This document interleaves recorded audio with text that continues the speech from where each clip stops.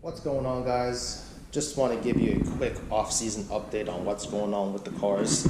Starting off with the speed, absolutely nothing has happened to it. She's enjoying hibernation just fine. Once the autocross season gets a little closer, that's when I'll start to, do the freshening up with the brake pads, oil changes, spark plugs, all that good stuff. But the project has been the Miata this winter, and I'll tell you this: I don't know why I never got into one of these a lot sooner. It's just so easy to work on. Like, compared to this car, Miata is the answer. I know people joke about it, but it really truly is the answer. It's cheap, they're easy to work on, and yeah. So anyway, let me just give you a quick rundown on what's been done so far. She's currently not drivable, but it's a project. That's what projects are for. So I don't know if I said it here on YouTube already yet or not, but the first thing I did on it was I replaced the valve cover gaskets, PCV, just painted, made it somewhat presentable, even though the whole engine bay is caked in dirt, grime, and I don't know what else. So that was the first thing I did. The next thing, and I don't know if you guys can notice it with the shadows, but the Miata is now back on its stock ride height, monster truck in it. And that was because, one, the aftermarket coilovers that it had were very broken and had no bushings, and it was very low, and the adjusters were seized, so I couldn't even raise it up. The reason why I wanted to raise it up was because even on these ramps, I couldn't get underneath to look at the exhaust, the undercarriage, do any work down there. So I found a set of OEM Miata suspension, shocks and springs, off a guy on Facebook. He sold it to me for like $50, and I picked them up, put them on, and now the car is riding at a stock height, so I can actually get underneath it and do some work. So speaking of the exhaust, I have this Yanaka unit that I got from a guy who I autocross with, and this is a catback, obviously, and so that's going to go on the car. The car currently has a custom straight pipe that's coming somewhere off the manifold downpipe, going all the way to about here.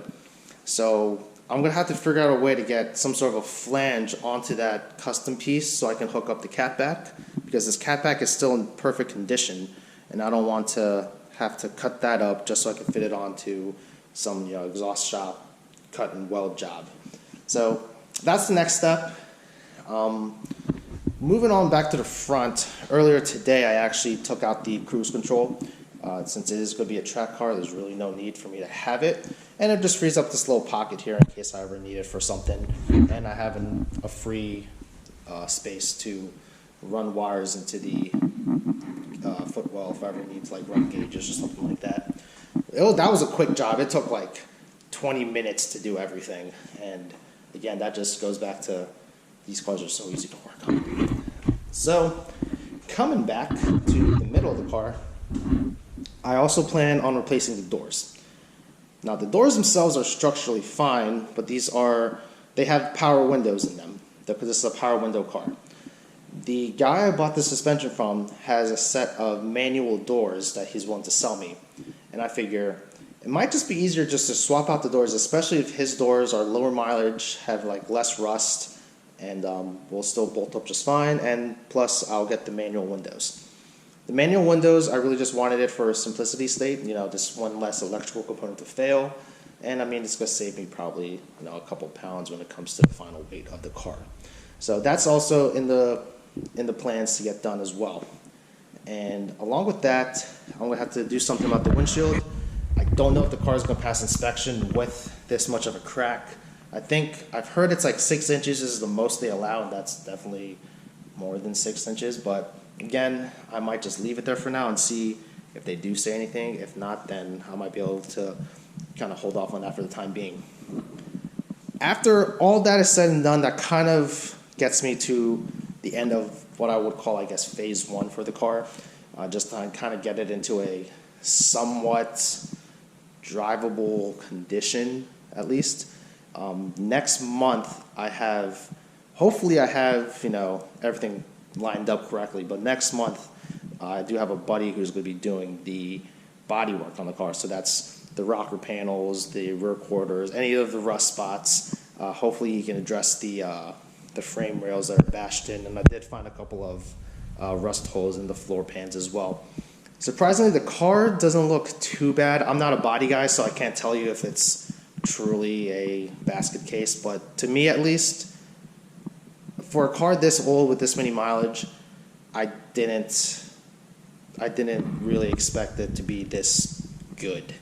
So hopefully it's not gonna make me go bankrupt to get the body work done, but once the body work's done, I'm not gonna quite yet do the paint. Probably just get it primered, because I also want to rebuild the engine, get a new clutch put in, and get the transmission also redone up, because like I said, this car's gonna be pushed. It's not gonna be babied. It's not gonna be some sort of like restoration project. Like, this thing is going to be beat up and just revved out as much as it can. So I want to get the engine rebuilt. I want to get the trans all freshened up, clutch good. I want to get all the rear diff all set up, and then we got bushings and all that to get done as well. But that's what we got going on for the car so far.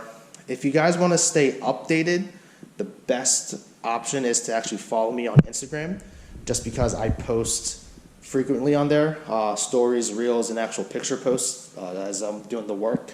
And I guess every now and then I'll post up a video on YouTube, kind of a little bit more in depth than what you'll get on Instagram.